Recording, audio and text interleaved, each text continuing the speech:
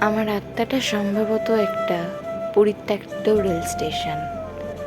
একটা ট্রেন আসবে বলে একদিন খুব আয়োজন হয়েছিল।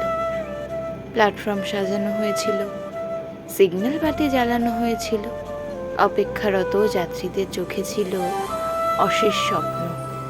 কিন্তু সেই ট্রেনটা আসেনি। এখন আর কোনো কোলাহল নেই, কোনো যাত্রী নেই, শুধু কয়েকটা খালি বেঞ্চ একাকী পড়ে আছে।